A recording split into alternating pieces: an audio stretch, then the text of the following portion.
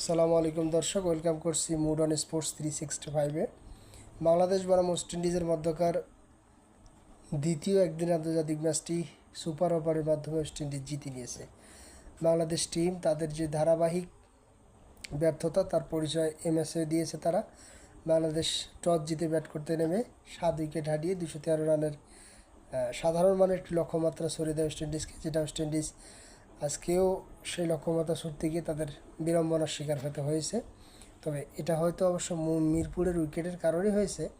বাংলাদেশ দল ভালো উইকেটে যে খুব ভালো রান করে এমনটাও না, তবে মিরপুরের উইকেটে তারা 213 রান ডিপেন্ড করতে পারবে বলে মনে হচ্ছিল। তবে ওয়েস্ট ইন্ডিজের শেষের দিকে সাইহবের একছত্র আধিপত্যে ম্যাচটি সুপার ওভার পর্যন্ত গড়ায়। সুপার ওভারে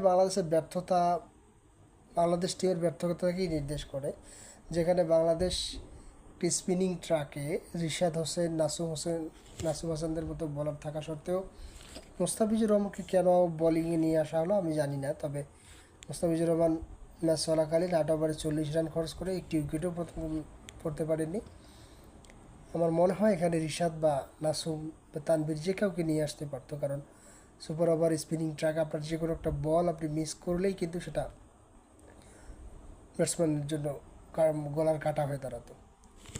যাই হোক, বাংলাদেশ ব্যাটিংয়ে নেমে যথার্থ তাদের খারাপ অবস্থা, এবং সৌম্য সরকার এবং সাইফ হাসানকে ব্যাটিংয়ে নামানো হয়েছিল। সৌম্য সরকার, মজার বিষয়, ম্যাচ চলাকালীন অবস্থায় যেভাবে আউট হয়েছেন সেমভাবে তিনি আউট হলেন। আউট হওয়ার আগে একটি নো বলও পেয়েছিলেন। ম্যাচ চলাকালীন তিনি নো বল কাজে লাগাতে পারেননি। সুপার ওভারের মতো গুরুত্বপূর্ণ স্পটে এসেও তিনি ব্যর্থ হয়েছেন। দর্শক, কী বলবো আপনাদের, বাংলাদেশ টিম এই ধারাবাহিক ব্যর্থতার কতদিন যে বই নিয়ে বেড়াবে সেটা দেখার বিষয়। পঞ্চপাণ্ডবের যুগের ইতি হওয়ার পর থেকেই বাংলাদেশ মোটামুটি ওডিআই ক্রিকেটেও ঢুকছে, যেখানে বাংলাদেশ একটা সময় বড় বড় দলদের বাংলাদেশ সমীহ পেত। সেখানে আজকে ওয়েস্ট ইন্ডিজ, আফগানিস্তান এবং না জানি সামনে জিম্বাবুয়ের সাথেও আমাদের খুব কঠিন প্রতিপক্ষ হতে পারে। আগে একটা ম্যাচের পরিস্থিতি সামাল দিতে সিনিয়ররা, এখন ম্যাচের পরিস্থিতি টপ টু বটম কেউই সামাল দিতে পারে না। ম্যাচ তারা হয়ে আসতেছে নির্ধারিত সময়ে, নির্ধারিত দিনে, নির্ধারিত জায়গায় তারা ম্যাচগুলো হেরে আসতেছে। গতকালকে বাংলাদেশের উইমেন্স টিমের ক্রিকেট ছিল, যেখানে আপনারা হয়তো বা খেয়াল করেছেন যে উইমেন্স টিম তাদের কী যে তাদের প্ল্যানিং আমি বুঝি না। বাংলাদেশ ক্রিকেটের কোচিং স্টাফ থেকে শুরু করে প্লেয়ার, তারা আসলে কোন মেন্টালিটি নিয়ে যে ক্রিকেট খেলতে নামে সেটা আপনারাই ভালো বলতে পারবেন। তাদের প্ল্যানিংটা আসলে কী থাকে আমি এটা আসলে ব্যাখ্যা করতে পারছি না আপনাদের।